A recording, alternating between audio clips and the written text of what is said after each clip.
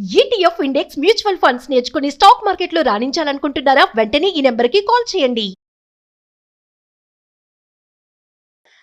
రమ్మగారు, అల్లావుద్దీన్ అద్భుత దీపం భలే ఉంటాయండి స్టోరీస్. టీవీలో ఇదివరకు చిన్నప్పుడు చూసేదాన్ని నేను కూడాను. పిల్లలు బాగా ఇంట్రెస్ట్గా చూస్తారు. ఆ స్టోరీని కొంచెం పరిచయం చేద్దామా?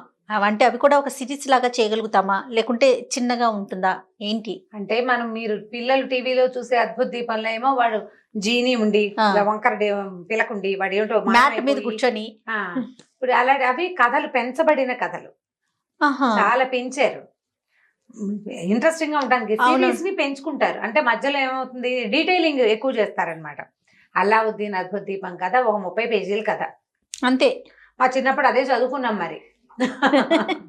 మరి మేమేమో సిరీస్ చూసేసే వాళ్ళం. భాగాలు వచ్చేసేవి. అబ్బాయి ఇద్దరు కలిసి ఇలా వెళ్ళటము, అది ముందుకు వెళ్ళటం కార్టూన్లలో చూసారు. అవును, కార్టూన్లలో చూడడం వల్ల అవి ఎన్ని రోజులు చూడడానికి. ఎందుకు స్పైడర్ మ్యాన్ కూడా ఫ్రెండ్లీ నైబర్హుడ్ ఎన్ని సంవత్సరాల తరబడి చూసినా ఇంకా ఏమిటో కొత్తగా వస్తూనే ఉంటాయి.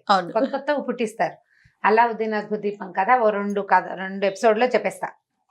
ఓకే అండి. అసలు ఒక ఎపిసోడ్ లోనే చెప్పేయచ్చు. అంతసేపు జనాలు ఓపికగా ఉండలేరని డౌట్ తోటి నేను చెప్పట్లేదు. కానీ 2 ఎపిసోడ్స్ చేసుకుందాం. ఇది అల్లావుద్దీన్ అద్భుత దీపం ప్రఖ్యాతమైన కథ. అవును, ఇది ఎప్పుడో మా చిన్నప్పుడు అంటే 70s, 74, 75, 76 అప్పుడు కూడా అప్పటి నుంచి మేము చూస్తూనే ఉన్నాం. అవే పేర్లు, అదే కథ. కాస్త మధ్య మధ్యలో డీటెయిలింగ్స్ పెంచుతారు. ఇది మక్కా నగరంలో జరిగిన కథ అని చెప్తారు. మక్కా అంటే ఇప్పుడు మనకి సుప్రసిద్ధ ఒక మతస్థులు వెళ్ళే పుణ్యక్షేత్రం ఆ నగరంలో జరిగింది. అప్పుడు అక్కడ ఇప్పుడు కూడా అక్కడ జనరల్ పీపుల్ ఉంటారేమో తెలీదు. మనం మన అరేబియన్ నైట్స్ అవి కథలు చదువుతాం. అవునండి కదా, అరేబియన్ నైట్స్ చదువుతాం. అరేబియన్ నైట్స్ కథలు కూడా సిరీస్ లాగా చేసుకోవచ్చు. అవైతే ఎక్కువ కథలు కూడా వస్తాయి. మరి ఎప్పుడు స్టార్ట్ చేద్దాం? అవనివ్వండి. ఇది అయిపోయిన తర్వాత నెక్స్ట్ అది స్టార్ట్ చేద్దాం. అద్భుత దీపం జనాలకి నచ్చితే అప్పుడు అరేబియన్ నైట్స్ సంగతి చూద్దాం. ఖచ్చితంగా. మీరు అరేబియన్ నైట్స్ అవి చెప్పద్దు, మీరు గాథా సప్తశతులు అవే చెప్పండి, లేదా కథా సాగరమే చెప్పండి అని జనాలు కోరుకుంటే మనం చేయగలిగేది ఏం లేదు. జనం పేరు అడగాలి. పీపుల్ అడిగితే అప్పుడు చూద్దాం. ఈ కథ నా ఉద్దేశం ఏంటంటే కథలాగానే చూడాలి అంతే తప్ప, అంటే ఒక టైప్ ఆఫ్ సిరీసే చెప్పండి, ఇది చెప్పొద్దు, ఇది వినాలి, ఇది వినకూడదు అని ఉండకూడదేమో. ఆసక్తిగా ఉంటే ఏదైనా మనం పిల్లలకి చెప్పటం కోసం మన ముఖ్య ఉద్దేశం ఏంటి? పిల్లలకి ఒక స్టోరీ చెప్పాలి, అందులో మంచి చెడుని పెద్దవాళ్ళు కూడా స్వీకరించాలి. ఇప్పుడు మన కథలు పిల్లలకే కాదు, అదే అంటున్నా. అందుకనే మంచి చెడు పెద్దవాళ్ళు కూడా స్వీకరించాలి, అంతవరకు తీసుకోవాలి. అంతే తప్ప అంటే ఒక దీనికే సంబంధించింది అనే విధంగా వెళ్లకుండా ఉంటే బాగుంటుంది. మరి జనం అర్థం చేసుకోవాలి దాన్ని. ఇది మక్కా నగరంలో జరిగిందని చెప్తా. ఈ మక్కాలో రకరకాల జనాలు ఉండేవాళ్ళు. ధనికులతో పాటు పేదలు ఉండేవాళ్ళట. ఇప్పుడు ప్రతి చోట ఉన్నట్టే అందరూ ఇది భగవంతుడి నగరం కాబట్టి ప్రతి వాళ్ళు ధనికులే అవ్వాలని లేదు కదా, అన్ని రకాల వాళ్ళు ఉండేవాళ్ళు. ముస్తఫా అని ఒక దర్జీ ఉండేవాడు, ఒక పేద దర్జీ, అంటే టైలర్, బట్టలు కుట్టేవాడు. ఓ భార్య, పిల్లవాడు, చిన్న పిల్లాడు ఉన్నాడు. కొంచెం లేక కలిగాడు. అల్లా దయ వల్ల కలిగాడని అతని అల్లావుద్దీన్ అని పేరు పెట్టుకున్నారట. పిల్లాడికి ఏం పెద్ద చదువు రాలా. పెద్ద చదువేముంది ఆ కాలంలో, ఏవో అక్షరాలు నేర్పించేవాళ్ళు. వృత్తి పని, కనీసం తండ్రి చేసే వృత్తి చిన్నతనం నుంచి అలవర్చుకుంటే వచ్చేస్తుంది. ఆ పెద్దగా ఆటపాటలే కానీ వాడికి ఈ పనుల మీద వ్యవహారం ఆలోచన ఉండేది కాదు. ఆడుకుంటూ ఉండేవాడు. వాళ్ళు కూడా కొంచెం పిల్లాడు కదా, లేక పుట్టాడు, కాస్త పెద్దడయ్యాక వాడే నేర్చుకుంటాడని వదిలిపెట్టేశారు. ఏదో మెల్లిగా చేసుకుని తండ్రి మొత్తానికి ఏదో కొంచెం 10ో 12 తెచ్చేవాడు. వాళ్ళ వరకు వాళ్ళు సంతానం ఎక్కువ లేదు, ఒక్క పిల్లాడేగా, ఏదో గెంటిస్తూ ఉండేవాళ్ళు. పిల్లాడికి 10 ఏళ్ళు వచ్చాక నాన్న గతించాడు. ఒక్కడే పని చేయటము, ఎడారి దేశాలు, రెండో మనిషి సహాయం లేకపోవటము. మరి ఆ రోజుల్లో సంపాదనలు తక్కువ ఉండేవో ఏమిటో మరి. దాంతో ఈ తల్లి పిల్లాడు ఇద్దరే అయిపోయారు. పిల్లవాడికి పని చేయటము, బాధ్యతగా ఉండటం తెలీదు. నాన్న లేడని ఏడుస్తాడు కానీ నాన్న మన ఎలాగ కాపాడాడు, మనం ఏం చేయాలి మన అమ్మ కోసం తెలిసే వయసు కాదు. వాడి బుద్ధి వికాసం కూడా అట్లా లేదనమాట. తల్లే ఏదో ఇంట్లో ఉన్నది చిన్నవి పొన్నవి అమ్మేసుకుని, తర్వాత ఏమో ఏదో చేతనని పని పక్కింట్లో వెనకింట్లో కాస్త సహాయం చేసి పావలా అర్ధ సంపాదించుకుని ఎట్లా ఆగోట్లా ఒక గుడిసెలో పిల్లాన్ని పెట్టుకుని కాలక్షేపం చేస్తూ ఉండేది. వాడు తిరుగుతూ ఉండేవాడు. పని పాట చేయటం ఏమీ లేదు. వేళకి తిండి తిని మళ్ళీ బయటికి వెళ్ళిపోవటమే. సరే, ఇక తల్లి వాడికి చెప్పలేకపోయింది. పైగా చిన్నతనం నుంచి చెప్పకుండా ఇప్పుడు సడన్గా ఒకసారి బుద్ధి వచ్చి పెద్ద అయిపో అంటే ఎవడైపోతాడు. దాంతో ఊరుకునేది. సరే ఏమైందట, ఒక రోజు వీడు బజార్లో తిరుగుతూ ఉండగా ఒక ఆయన, ఒక పెద్ద మనిషి, ఒక పొడుగాటివాడు, పెద్ద స్వరూపం ఉన్నవాడు, విచిత్రమైన బట్టలు వేసుకున్నవాడు వచ్చి పలకరించాడు. ఏరా అబ్బాయి, నువ్వు అలావుద్దీన్వే కదా, ముస్తఫా కొడుకువే కదా అన్నాడు. అవునన్నాడు వీడు. అనేసరికి నేను మీ బాబాయిని రా అన్నాడు. కుర్రాడు ఆశ్చర్యపోయాడు. బాబాయ్యా, నాకు బాబాయిలు ఉన్నారా, మా అమ్మ ఎప్పుడు చెప్పలేదే అని ఆశ్చర్యపోయాడు. సరే ఆయన ఏం చేశాడు, పద పద, నేను మీ బాబాయిని, నువ్వు పుట్టకముందే నేను ఇంట్లో నుంచి వెళ్ళిపోయాను రా, నువ్వు వచ్చు మా అన్నయ్య లాగానే ఉన్నావు, పద మీ అమ్మని చూద్దాం అనేసరికల్లా వీడికి సంతోషం వేసింది. చుట్టాలు పక్కాలు లేరు, చుట్టుపక్కల వాళ్ళు తప్పిస్తే చుట్టుపక్కలు లేరు, చుట్టూతా జనం ఉన్నారు, వాళ్ళెవరు వీళ్ళకి చుట్టాలు కాదు. అన్న తండ్రికి తల్లికి అన్నదమ్ములు ఎవరూ లేరు. సరే వచ్చిన బాబాయి ఆయన చూస్తే గంభీరంగా పెద్ద పర్సనాలిటీ, కొంచెం మంచి బట్టలు వేసుకున్నాడు, కాస్త ఇక్కడికంటే వస్త్రధారణ కొంచెం డిఫరెంట్ మెరుగ్గా ఉంది. వీడేమో మురికిగా జిడ్డోడుతూ మాసిన బట్టలు, అక్కడక్కడ చిరిగిపోయిన పిచ్చిగుడ్డలతోటి, చెప్పులు కూడా లేకుండా ఉన్నాడు. ఆయన పిల్లాన్ని వెంబడి పెట్టుకుని వాళ్ళ ఇంటికి వెళ్ళాడు. రండి రారా చిన్నాన్న లోపలికి రాని ఆ చిన్న గుడిసెలోకి ఆ బాబాయిని తలకాయ ఎంచుకుని ప్రవేశపెట్టాడు, కూర్చోబెట్టాడు. వాళ్ళ అమ్మని కేకేశాడు. అమ్మ అమ్మ చిన్నాన్న వచ్చాడే అని పిలిచాడు. అమ్మ తెల్లపోయింది. చిన్నాన్న ఎవరు రా నాయన, నీ నాన్నకు అన్నదమ్ములు ఎవరూ తెలీదు, 20-25 సంవత్సరాలు అయింది పెళ్ళై, ఈ పిల్లాడికి 15 ఏళ్ళు, వాళ్ళ పెళ్ళై 25 ఏళ్ళు, తెలీదు ఆవిడకి. తెలీదు అనేసరికి ఈయన ఏం చేశాడు, సలాం అలైకుం అని పలకరించాడు. వదిన గారు, నేను మీ మరిదినేనండి, మీ పెళ్ళి కాకముందే మా అన్నయ్య నేను తగాదా పడ్డాం, నేను వెళ్ళిపోయాక మా అన్నయ్య మిమ్మల్ని పెళ్లి చేసుకుని ఉంటాడు, మరి బజార్లో నేను మా అన్నయ్య ఎక్కడున్నాడని వెతుకుంటూ ఉంటే పిల్లాన్ని చూసేసరికల్లా మా అన్నయ్య లాగా కనపడ్డాడు, అక్కడ కొట్లో వాకప్ చేస్తే ముస్తఫా కొడుకేనన్నారు, ముస్తఫా గతించాడని చెప్పారు, నేను చాలా సంపాదించుకున్నాను, ఒంటరిగానే ఎవరైనా కుటుంబం నా ఫ్యామిలీ ఉందేమో వెతుక్కుంటూ ఇక్కడికి వచ్చాను, ఈ పిల్లాడు కనపడ్డాడు, మీరు కనపడ్డారు దైవవశాత్తు అనేసరికల్లా ఆవిడే భర్తను తెలుసుకుని కళ్ళు నీళ్ళు పెట్టుకుంది. కానీ భర్త ఎప్పుడు చెప్పల, నాకు తమ్ముడు ఉన్నాడని, వాడు వెళ్ళిపోయాడని చెప్పాల, కోపంతో మా అన్నయ్య చెప్పు ఉంటాడు అన్నాడు. ఈవిడ ఏమనుకుందంటే భర్త అంత కోపిష్టివాడు కాదు నిజానికి, ఆయన మంచివాడే, ఏదో వాళ్ళకి సమస్య, ఇంకెందుకులే వాడు ఎలాగో లేచకపోయిన వాడి గురించి చెప్పడం అనుకుని మానేసి ఉంటాడు అనుకుంది. ఈయన ఏం చేశాడు, జేబులోంచి డబ్బులు తీసి ఆవిడ చేతిలో పెట్టాడు, శుభ్రంగా భోజనం అది అరేంజ్ చేయమన్నాడు. ఆవిడ ఇంకేం చేతిలో డబ్బులు పడేసరికి డబ్బు ఇచ్చేవాడెవడు ఇంటికి వచ్చి, ఆవిడ బయటికి వెళ్ళి ఏదో అవి ఇవి కొనుక్కొచ్చింది వంటకు సరిపడా, చక్కగా షటర్ సోపేతంగా మరిదికి కొడుక్కి భోజనం పెట్టింది. అక్కడి నుంచి ఈయన అన్నాలు తిన్నాక పడుకున్నారు ఆ గుడిసెలోనే. అక్కడి నుంచి పొద్దున్నే ఏం చేశాడు, ఇక్కడే ఉండటం మొదలుపెట్టాడు. ఈ పిల్లాన్ని వెంటేసుకుని బజారు తిప్పి వాడికి మంచి బట్టలు, చక్కగా చెప్పులు, అమ్మకి 4 జతల బట్టలు కొన్నారు. ఆహార పదార్థాలు రకరకాలు. వీడికి ఇప్పటిదాకా వాడి సందు చుట్టుపక్కల తిరగటం, ఏదో గాలింపు గంగలా తిరగటమే తప్పిస్తే వాడికి చక్కటి మంచి ప్రదేశాలు చూడడం, శుభ్రమైన ఆహారం దొరికే చోటు ఏమీ తెలియదు. ఈ ఎట్లా అన్ని చోట్లు చూపించాడు. నగరంలో ఉన్న పెద్ద పెద్ద ఇళ్ళ సందుల్లోకి తీసుకెళ్ళాడు. బాబాయ్ వెనకాల పడి తిరగటం అలవాటైంది వాడికి. డబ్బులు ఇస్తున్నాడు, ఆహారం కుదురుతోంది. వాళ్ళ అమ్మకి మాత్రం ఏమడ్డం, సరేలే ఇతను వచ్చాడు, వచ్చిన మరిది గారు తన్ని పిల్లాన్ని ఉద్ధరిస్తాడు, కుటుంబానికి సహాయంగా ఉంటాడు, పిల్లాన్ని ఏదో ఒక పనిలో పెడతాడు, డబ్బులున్నాయి, వ్యాపారం అయినా పెట్టిస్తాడని నమ్మింది ఆవిడ కూడా. ఇల్లు చుట్టుపక్కలంతా బాగు చేసుకున్నారు. పడిపోయేలాగా ఉన్న గుడిసెను శుభ్రంగా కట్టించాడు అతను. 3 ఉండటానికి నివాస యోగ్యంగా అయిందే. 10 రూపాయలు ఆడుతున్నాయి కదా, ఆహారం 4 వేళలా నోట్లోకి వేళ్ళు వెళ్ళిపోతున్నాయి, జీవితం బాగుంది. పిల్లాడు హాయిగా కులాసాగా బాబాయ్ వెనకాల తిరగటం మనం ఇప్పుడు కూడా చూస్తాం చూడండి. మామయ్యలు బాబాయిలు వెంట తిరిగే పిల్లలు ఉత్సాహంగా ఉంటారు, ఏది కావాలంటే అది వచ్చేస్తుంది, కేకలేరు, గారాబం ఉంటుంది. ఒకవేళ ఏదైనా మంచి మాట చెప్పినా అది ముద్దుగానే ఉంటుంది, కానీ పిల్లలకు కూడా నచ్చుతుంది రమ్మగారు. తల్లిదండ్రి కన్నా వాళ్ళు చెప్పే కన్నా బాబాయిలో మామయ్యలో చెప్తే చేయకూడదురా అన్నా కూడా చేయకుండా మానేస్తారు. చక్కగా ఆయన వెనకాల పడి తిరిగి పిల్లాడు చక్కగా 2-3 నెలలు, 4 నెలలు, 6 నెలలు ఉన్నాడు అతను ఇక్కడ. బాగా తయారయ్యాడు. వీడి 4 పూట్ల శుభ్రంగా తిండి, చక్కగా కాలుపడు సత్తు కొద్దీ తిరగటము, దాంతో పిల్లాడు 15-16 ఏళ్ళ వాడు ఈ 4-6 నెలల్లో సాగి బలంగా తయారయ్యాడు. వాడు కూడా ఎదిగే వేళకి ఆహారం అందితే పిల్లలు బాగుంటారు చూడు. ఈ 5-6 నెలలు అయిన తర్వాత ఒకరోజు ఏం చేశాడు ఆయన, వీళ్ళు బాగా వాడిని నమ్మిన తర్వాత ఒక రోజు బజార్ వెళ్తున్నాడు, ఒక ఉంగరం తీసి వీడు వేలికి పెట్టాడు.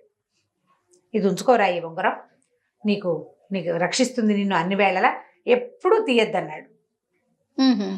వేలికి ఆకుపచ్చ రాయి ఉంది, అటు ఇటు తిప్పుతుంటే మెరుస్తోంది. పిల్లలకి అట్లా చిన్న వస్తువు పెట్టుకుంటే గొప్ప సరదాగా చూసుకుంటూ ఉంటారు, అందరికీ చూపిస్తారు. ఆ ఉంగరం కనపడేలాగా చేతులు పైకి పెట్టుకుంటూ ఉంటారు. ఆ ఉంగరం పెట్టుకుని తిప్పుకుంటూ ఉండేవాడు. ఉంగరం ఉంది వాడి చేతికి. కొన్నాళ్ళు గడిచాక ఒక రోజు ఆయన ఏం చేశాడు, నగరం వెలుపలికి బయటికి దారి తీశాడు. వీడు ఇక్కడికి ఎందుకు వెళ్తున్నాం మనం అని అనిపించింది, కానీ బాబాయ్ తీసుకెళ్తున్నాడు. బాబాయ్తో పాటు వెళ్ళిపోయాడు. పొద్దున 12 గంటల వేళ భోజనాలు చేసి బయలుదేరి వెళ్ళిన వాళ్ళు నడుచుకుంటూ ఊరి బయటికి వెళ్ళిపోయారు. ఊరి బయట ఏవో రాళ్ళు రప్పలు కొండలు మిట్టలు దాటారు అడవిలోకి వెళ్ళిపోతున్నారు. అడిగాడు బాబాయ్, చిన్నాన్న ఎక్కడికి వెళ్తున్నాం మనం అంటే, బోళ్ళని వింతలు విడ్డూరాలు ఉన్నాయిరా, నీకు చూపిస్తా పదన్నాడు. ఒక చెట్టు కిందకి వెళ్ళి అక్కడ ఏం చేశాడు, ఏదో మంత్రం చదివి జేబులోంచి అంత బూడి తీసి అక్కడ చల్లాడు. చల్లంగానే ఇట్లా దారి వచ్చేసింది. చెట్టు కింద భూమి విడిపోయిందనమాట. లోపలికి వంకర టింకరగా మెట్లు కనపడుతుంది. పదరా ఇందులోకి వెళ్దాం బాగుంటుంది అన్నాడు. కుర్రాడికి సరదా వచ్చింది. పిల్లలకి అట్లా కొండెక్కుదాం అందులోకి దిగుదామంటే గోతుల్లోకి దిగటము గొట్ల మీదకి ఎక్కడము రెండు సరదాగానే ఉంది. పైగా భయానికే ఉంది, బాబాయ్ ఉన్నాడుగా పక్కన. సరే ఇద్దరు కలిసి దిగారు. ఆ కిందకి దిగెళ్తే ఒక చెప్తాల్లాగా ఉండి వాటి నిండా వజ్రాలు రత్నాలు మణులు వీడు ఆగిపోయాడు. ఆ మెరిసిపోతున్న రాళ్ళు చూసేసరి కల్లా, ఏమిట్రా ఇవి కావాలా నీకు అన్నాడు.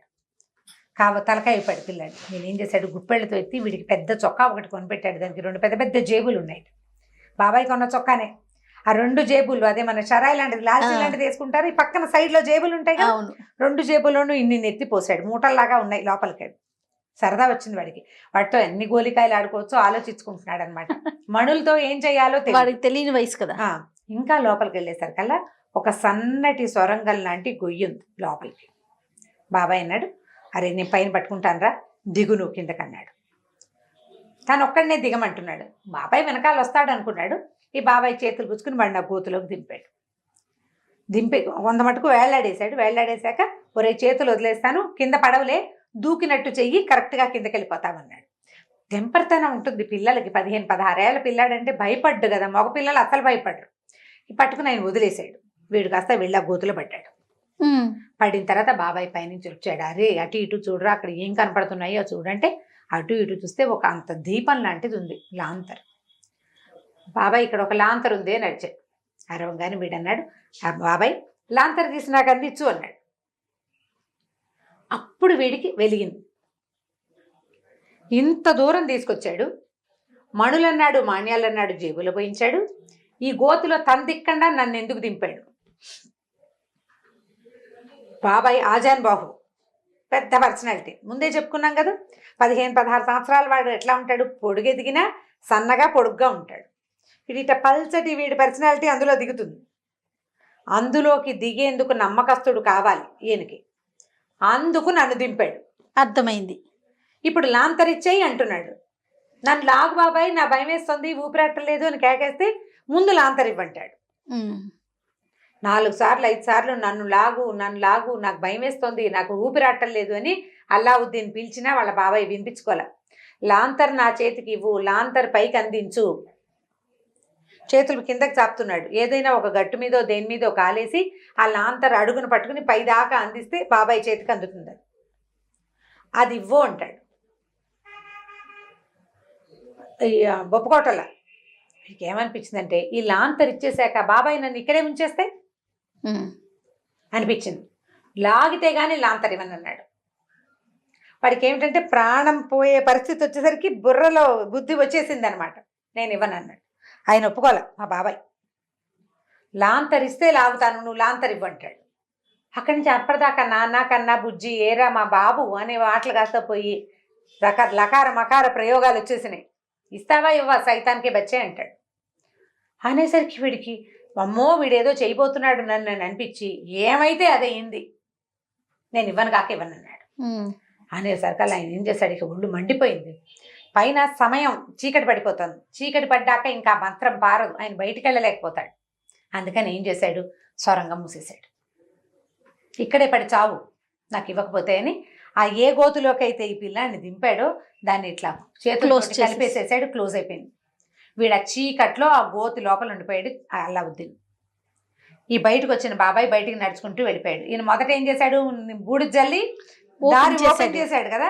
ఇతను పైకి వెళ్ళిపోయాక దారి క్లోజ్ అయిపోయింది. చీకటి పడ్డాక ఇంకా అది తెరవబడదు.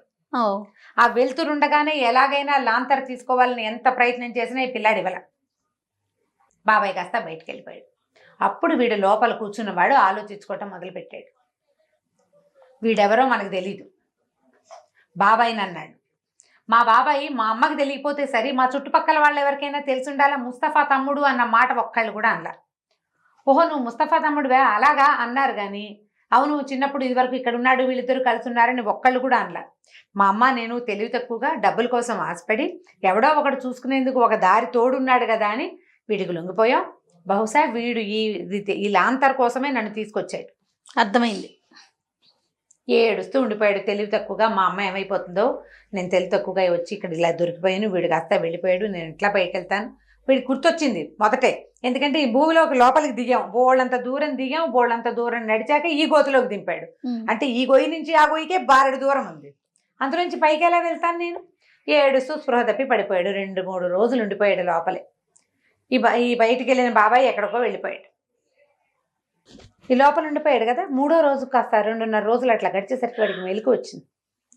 మెలకు వచ్చి ఏడ్చి కళ్ళు చారకలు కట్టేసి ఆకలి మార్చేస్తోంది. బాగా గాలి రావట్లేదు, ఎక్కడి నుంచో కొంచెం గాలి ఉంది కానీ ఊపిరి రావట్లేదు. చేతులు ఇట్లా ఏం చేయను దేవుడా అని చేతులు ఇలా అనుకోవటం మొదలుపెట్టాడు. అనుకుంటుండేసరికల్లా సడన్ గా వీడికి ఆకుపచ్చ ఉంగరం ఒకటి ఇచ్చాడు కదా, ఆ ఉంగరం మీద ఇట్లా రుద్దుడైపోయింది. భగ్గుమని ఒక మంట మండి చిన్న భూతం ఒకటి బయటకు వచ్చాడు అందులో నుంచి. ఏం కావాలి ప్రభు మీకు అన్నాడు. ముందు హడిలిపోయాడు, ఏమిటి వీడు ఎవడో వచ్చేసాడని. బాబో ఆయన కళ్ళు మూసుకున్నాడు. నిశ్శబ్దంగా ఉందంతా. కళ్ళు తెచ్చేసరికల్లా మళ్ళీ భూతం అడుగుతుంది, ఏం కావాలి ప్రభు అని. మళ్ళీ భయం వేసింది. ఒక 3-4 సార్లు తర్వాత వీడెవడో నాకేదో హెల్ప్ చేయడానికి వచ్చాడు అని అర్థమైంది. కానీ వీడు ఎలా వచ్చాడు, ఎక్కడి నుంచి వచ్చాడు. సరే అప్పుడు అటు ఇటు చూస్తే ఏమీ కనపడలే. వీడు ఏం చేశాడు, ఈ పైకి బాబాయ్ రమ్మన్నప్పుడు లాంతర్ని తన జేబులో తోసుకున్నాడు. అప్పుడు ఆ జేబులో తోసుకుంటున్నప్పుడు వాడు ఒకటి అబ్జర్వ్ చేశాడు. తను గుప్పెళ్ళతో పోసుకున్నాడుగా 2 మూటల్లాగా మణులు మాయాలని మాయమైపోయినాయి. బాబాయ్ మోసం చేశాడు తన్ని. లాంతర్ మాత్రం జేబులో ఉంది. మణులు మాన్యాలు లేవు, లాంతర్ ఏమో జేబులో ఉంది. నేను ఏమి నొక్కాను, ఏం చేస్తే ఈ భూతం వచ్చిందని గోడలన్నీ తడిమి చూశాడు. ఏ గోడలోనూ ఏమీ లేదు. అప్పుడు అనిపించింది ఒకవేళ ఇందులో ఉందా అని. దాన్ని రాసాడు. ఇట్లా రాసేసరికి వచ్చానుగా మళ్ళీ ఎందుకు రాస్తావు అంటున్నాడు భూతం. అప్పుడు అర్థమైంది, ఓహో ఇది నొక్కి ఇది రాస్తే వీడు వస్తాడనమాట. నన్ను మా ఇంటికి చేర్చు అని అడిగాడు. అడగంగానే అలాగే అంది భూతం. మరుక్షణం వీడు ఈ భూమి చీలికలోంచి ఇంట్లో పడ్డాడు వెళ్ళి.